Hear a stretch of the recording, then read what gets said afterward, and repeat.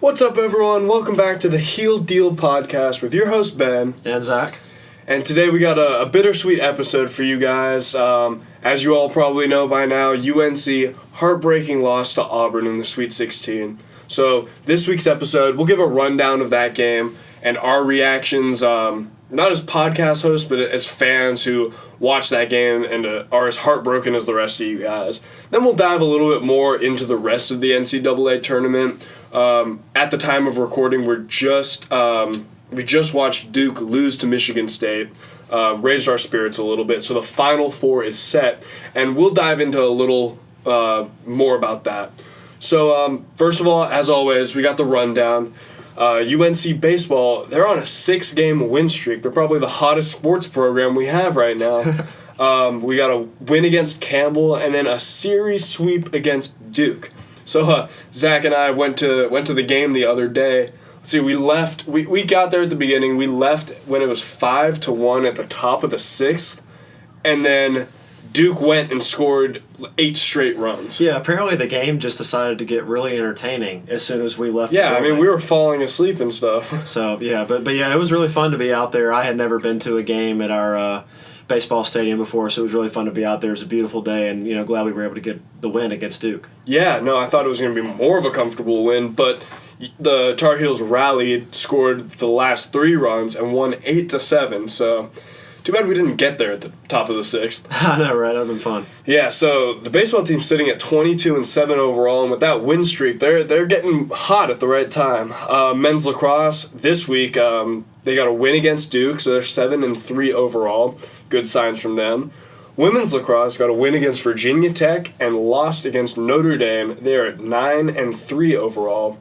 And softball got a win against ECU, 2 wins in a series against Pitt, and a loss in the same series against Pitt. They are 19-13 overall. So before we get too deep into basketball, we just want to give our huge thanks. This is our 10th episode. Yeah, it's awesome, guys. We're really happy to have gotten 10 episodes deep into this with you guys. We're really excited about where it's going. And 95 views on our last episode.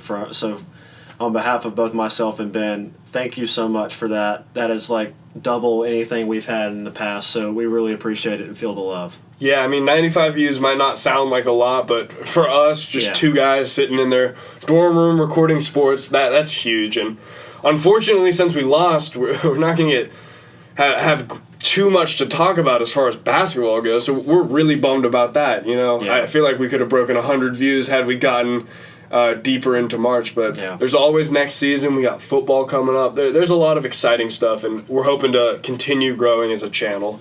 Yeah, absolutely. And just going off of that, we do want to announce that because of our team not being involved in the tournament any further, the next episode following the one that you're listening to right now will be 2 weeks from today, so it will be the Sunday following the spring football game, so that will be Sunday, April 14th. When we record that, we'll react to the spring game, and then after that, then we'll just do one about once a month throughout the summer. Yeah, exactly. If we keep doing one every Sunday, especially over the summer, we're not going to have enough stuff to talk about. You guys are going to be bored. So next episode, we'll have a ton to talk about with the spring football game, and then hopefully there'll be enough stuff over the entire course of a month. We can give you guys a large recap, and once football season starts in the fall and Zach and I are back at school, we'll keep all the stuff coming. We'll get back to once a week every Sunday. Things will go back to normal. So, I'm actually really, really looking forward to that. Yeah, so that's just the outlook on what's to come, guys. Again, we appreciate all the support we've had to this point, and we look forward to keep going with you. Great. Yeah, so enough with the announcements. Let's talk about the big elephant in the room, that disappointing showing against Auburn. What are your feelings about that, Zach? Well, it's upsetting, man. I really thought we were going to win this game, and I thought we would have played today. But, I think really this game, the biggest thing that it came down to is just we met a team that was hungry. We met a team that was very hot from the floor, and we didn't play great defense. And, we'll talk a little bit more about that as we get into it. But I think that really just came down to it. We kind of ran into a little bit of a perfect storm. We had players that were sick. Mm-hmm. We had players that really couldn't shoot their way out of a brown paper bag. And it caught up to us, man. I mean, we even got beat on the glass and for a majority of that game. So really just everything that could go wrong went wrong. Yeah, I mean, it honestly looked like one of our pre-ACC play games, like the loss against Michigan or Kentucky. Yeah, some of the old ghosts we thought we got past, turnover issues, poor perimeter defense, they all came back and they bit us, you know? Yeah, absolutely. And you mentioned the perimeter defense.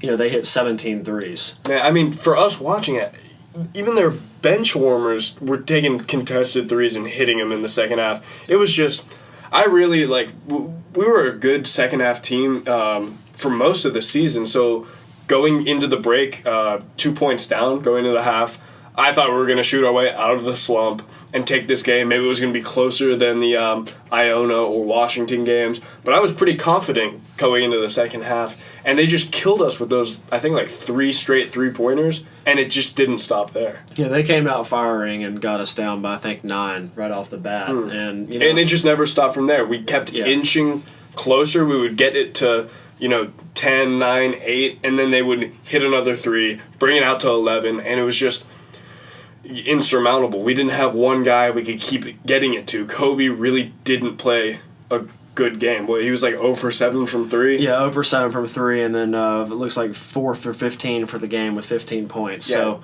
he was obviously giving tremendous effort. He got his ankle tweaked a little bit in the first half. I thought it was more severe than it was. Thank God it wasn't. But he didn't shoot the ball well. Really, as a team, we didn't shoot the ball well. For 3, we shot 7 for 28. So that's just 25%. Yeah, and I mean, these Heels showed that they could win a game when they weren't shooting very well from 3. But, that's when they win the rebounding battle, when they limit turnovers. And we didn't do either of those things. No, we didn't. It was just frustrating. And, I mean, a lot of it, Nassir was just coming back from the flu. You could tell he was a little off. He did not play up to, the bar he'd set in the previous 2 games. Cam Johnson, our leader, was just absolutely not himself. I think he was in the midst of the flu. Some tweet I saw said he was too sick to do the post-game presser. Yeah, Roy said that he was basically puking after the game concluded. So. I mean, you could absolutely tell it was he just was not in a good place. Luke, I thought Luke was one of our more consistent players, but Luke May is not a huge difference maker the way Coby or Cam or Nassir are. Yeah, I agree. And one of the big things you mentioned there that I want to harp more on about why I think we ultimately were not able to inch our way back in this. And it was mostly because they hit, big-time threes. I mean, you got to give Auburn a lot of credit. They hit a lot of threes that, we're not used to seeing teams hit against us. But Chuma Okeke was phenomenal on the glass for them and the perimeter. Yeah, it really forced us to guard the whole floor and really stretched it out for them and made it a lot harder on us defensively. Yeah, even though he was kicking our butts, it was sad to see him go down with that ACL injury. And Absolutely. I mean, you could see a lot of the Carolina players, they had respect. They were cheering him on, patting him on the back as he was exiting the court, which was good sportsmanship to see.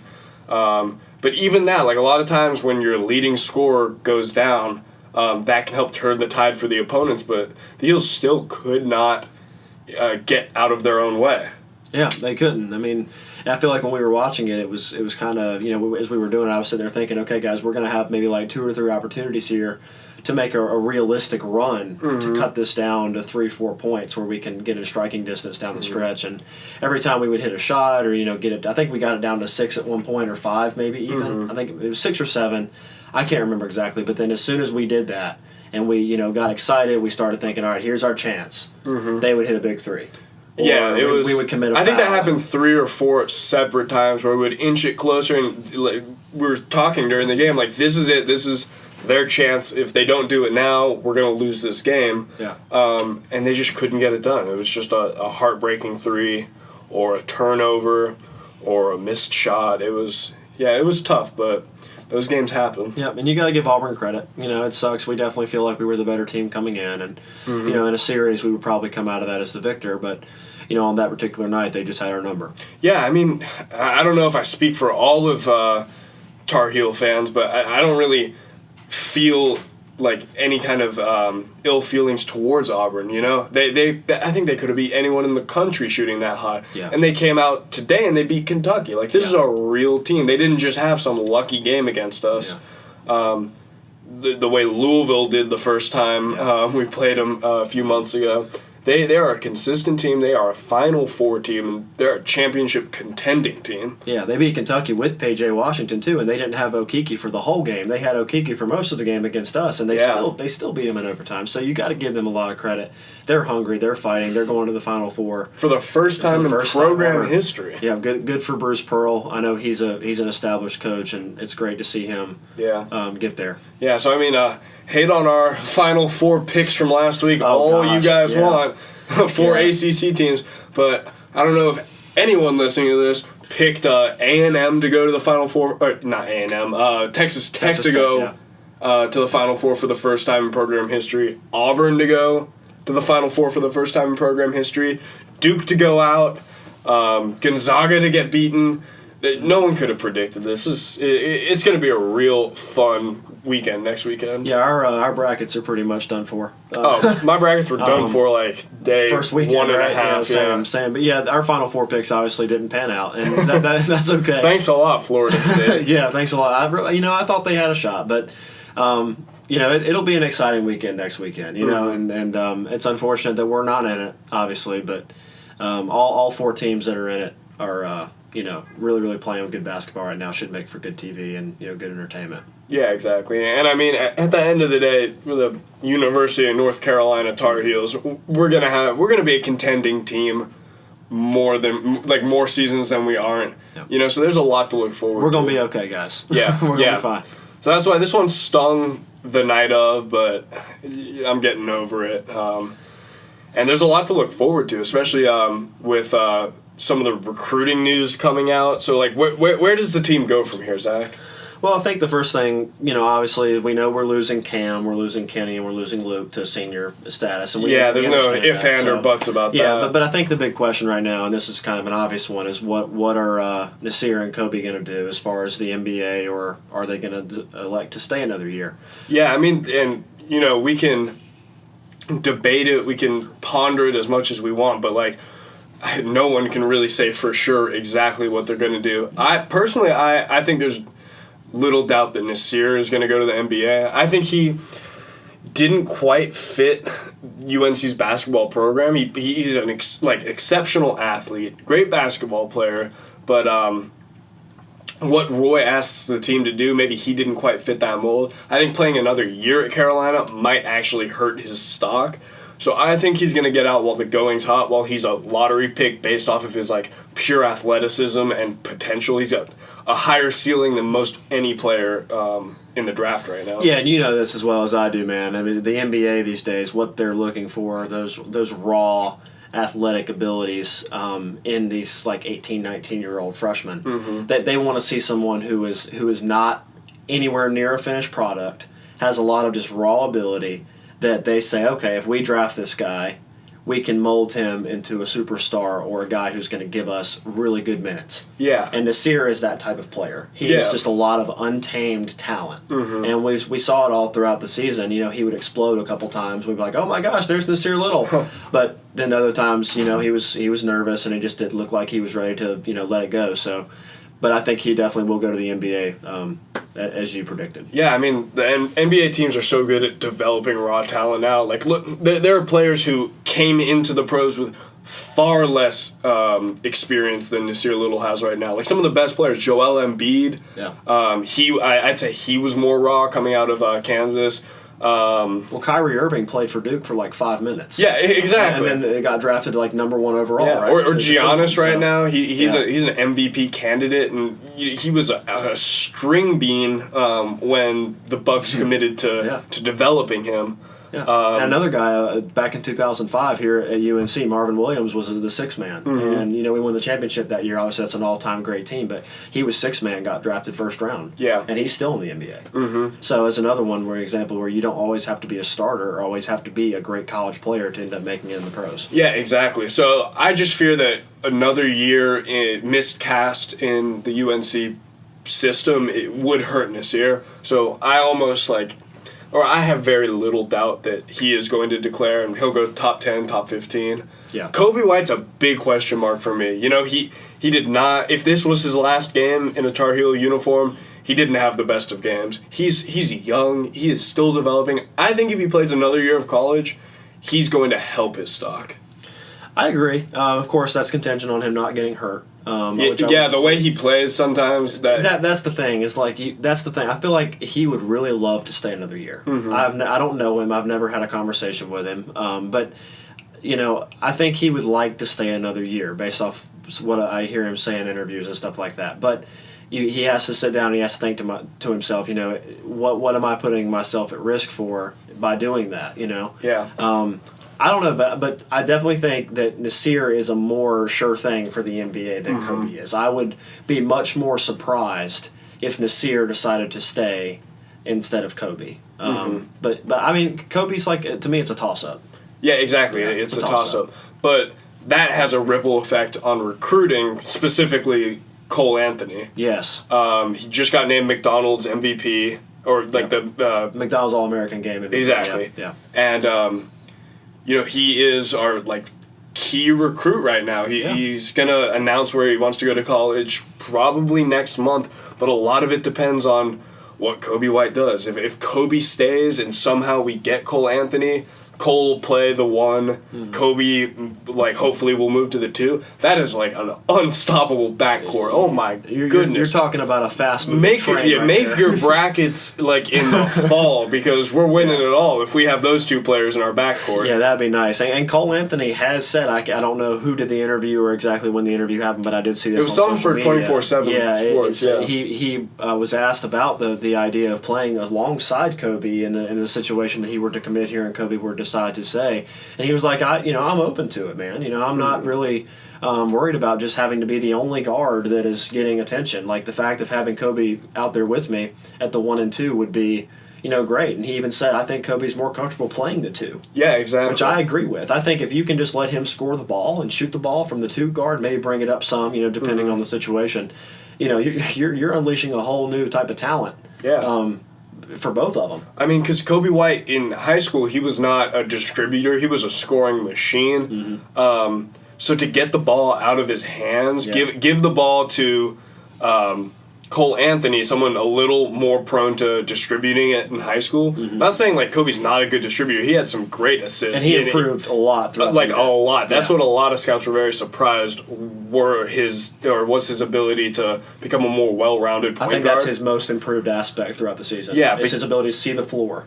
But you put him in a position where he can catch and shoot more frequently. That is his game. And I'm just crossing my fingers if somehow we keep Coby and also get Cole Anthony. We get excited talking about it because we think about how awesome that would be. Oh my gosh, it'd just be a guard play clinic. But you know, the last thought kind of on the whole NBA thing with them, you know, it's going to be interesting to see what they do. But whatever they decide to do, we wish them the best and we hope that they succeed in doing that. Yeah, exactly. They're players that are going to be so exciting to watch at the next level. Right. I mean, to them and also our seniors. Let's hope that those guys can make the leap too. I I heard some rumor of teams looking at Cam Johnson at the end of the first round. Yeah, if you're 6'9" and you can shoot the 3 that way and that quickly, you're going to get some looks. Yeah, exactly. So I definitely think he's going to get a shot to play in the NBA. I don't know if he'll have as much of a draft stock by any means as like what Nassir and Coby do, partly just because of his age. Oh yeah. But yeah, definitely. He's going to get an opportunity. Now, Luke and Cam, I meant Luke and Kenny, my fault. I don't see them having as much potential for the NBA. And that's no disrespect to them. It's just the way that the NBA game is played. And I think that their games are much more polished for the college and maybe not so much pros. Yeah, so who knows what the next step for them is. I know they're going to have good degrees to fall back on from the University of North Carolina. I know I see Luke at the business school, so he's going to have a nice shiny degree. Maybe they go play overseas. Maybe they go play in some developmental league, but we wish all the best to them. Absolutely, man. They've been great for us, and it's sad to see them go, but we'll remember them for forever. Yeah, exactly. So let's get off that sour note. Let's talk about the rest of the NCAA tournament. There are 4 teams left. What are the matchups? It's Auburn versus Virginia, and then Texas Tech versus Michigan State. Yeah, that's so much fun. Okay, now that we're off of UNC basketball, I just want to say I am really happy Duke lost. Oh yeah. Oh my god. You guys know we had to say that. I mean, you were probably waiting on it, but yeah, that's awesome. Ben and I were just watching it before we recorded, and we were cheering for Michigan State as if they were UNC because. And guys, it's not that we're just the kind of people that just want Duke to lose as bad as we want UNC to win. We're all about UNC. That's where this stems from. But having Duke lose is almost as sweet as having us win whenever we're no longer in it. So. Yeah, I mean, anything but a national championship this season is a disappointment, and right. I'm fine with Duke having a disappointing season. They're going to lose their 3 superstar freshmen. We don't have to worry about Zion murdering us again. Luckily, we only had to play him once this season. Yeah. He really didn't even do too much damage that game. Yeah, I'm more just happy that he's going to be in the NBA where I think his skill level belongs. Oh, I think this guy's going to be a beast in the NBA, and I respect him as a player 100%. I'm just ready for him to not be in Durham. Yeah, and I'm sure you guys maybe have some opinions about this too, but the way ESPN covers him is a little bit annoying. Mm-hmm. So to see him go is going to be nice. But no disrespect to him. It's just a matter of me wanting college basketball to be about teams. Yeah. And when a guy like him comes along, it kind of makes ESPN and other major sports networks kind of individualize everything, and it makes it less about the team and more about the player, and I don't think that's how it should be. So I'm glad to see that aspect of it leave. Yeah, no, I agree 100%. So yeah, best of luck to those guys as they enter the NBA too. I know I do enjoy watching NBA games, so they'll be fun to watch at the next level. But Final Four, we got Michigan State and Texas Tech. This is the early game on Saturday. It'd be the second game. Is it? Yes. Oh yeah, I didn't read that right. It's all good. Yeah, that is the second one. Do you see any one of these Final Four teams having an edge? Well, I think the best overall team in the tournament, and this is kind of an easy answer to that, is Virginia. Yeah, well, they're the only one seed left. Yeah. That's why I said that, but I think they genuinely are the best overall team. Now, they had a scare. They've been having shares against Purdue. Yeah. Is it Carson Edwards? Mm-hmm. He had 40-something points. I think it was 42 of their 70. That is like an all-time performance. That's unbelievable. I mean, and they escaped it. I think Diakite for Virginia hit a shot to send it to overtime in the first place. Yeah. So Purdue essentially had them beaten. Yep. But now that they are here, I think they're the team that is the best. And after that, you got to go with what you saw at Michigan State today, man. That was a killer instinct by them to not give up when Duke was going down the stretch hitting some big shots, and Zion drove the bucket, got a big shot, and it just looks like it's going to be another one of those games where Duke wins by 1 or 2. And they stepped up and hit big shots, and they got out of there with a win that they deserved. So I think those two are the teams that you got to. Okay, so you're calling a Michigan State Virginia championship? I'm gonna do it. I mean, Texas Tech's more than respectable, especially defensively. Mm-hmm. They've wasn't the Texas Tech. Was it Texas Tech and Michigan? Yeah, they went put the lowest Michigan score. Michigan only scored 44 points that game. Yeah, probably. I didn't get a chance to watch that one, but seeing the score, it's like, wow, that was low scoring for even for teams that are defensive teams. Mm-hmm. But yeah, I'm gonna go with Michigan State and Virginia for the national championship. See, I'm a little higher on Texas Tech than you are. I think their defense is just legit. Michigan is a great program. Then they beat Gonzaga, who was like the Ken Palm #1 offense efficiency, blah blah blah, all season. They handled Gonzaga. I think Michigan State might rely too heavily on Cassius Winston, and I think if Texas Tech can devise a game plan wherein they shut him down and leave the rest of the game on the shoulders of the other players, I think that's like the bane of Michigan State. Yeah, what you just said about Cash is exactly why I took Michigan State out of my Final Four last week when we did this and said Duke was going to go. I'm obviously glad they're not, but that's why I was thinking Cassius Winston is having to do too much right now to get them there, but they have had other players step up that are worthy of being there. So I think they're definitely national championship team for me. I think they're going to beat Texas Tech. Yeah. And then Auburn, Virginia. This is a tough matchup for Auburn. Mm-hmm. Virginia plays such sound defense, and Auburn relies so heavily on high volume shooting from 3. They barely snuck past Kentucky, who's a larger team. It's going to be an interesting matchup, but they're going to be without Okeke, unfortunately. Still, yeah. Because he's done. I mean, I think he tore his I'm genuinely surprised they managed to beat Kentucky. Me too. Especially with P.J. Washington back. And P.J. Washington was, I don't know if he was 100%, but he had the output of someone back at 100%. Yeah, he played really well. He had 20-plus points. Right. Was a big factor in that game, and Auburn still managed to sneak out of there with a win. I think it's going to be Texas Tech versus Virginia. Okay. I don't even really want to give like a national championship like pick. It's so up in the air. All four of these teams could win. Virginia is prone to having a dud of a game every now and then. So who knows when that's about to come. Yeah. All I know is I love this. There's no one huge favorite. If Duke were in here, everyone would be on the Duke bandwagon to win. I like this. This is anyone could win, kind of stress-free basketball now that now that the Heels are out and the Blue Devils are out. We don't have to pull for someone just because they're playing Duke now. Yeah, exactly. It's basketball for the sake of basketball, and hopefully we get some good games. I don't know, these games today and yesterday were insane. A lot of fun. It was great basketball. So Ben, you're picking Virginia and Texas Tech. So if those two teams do match up, who you got?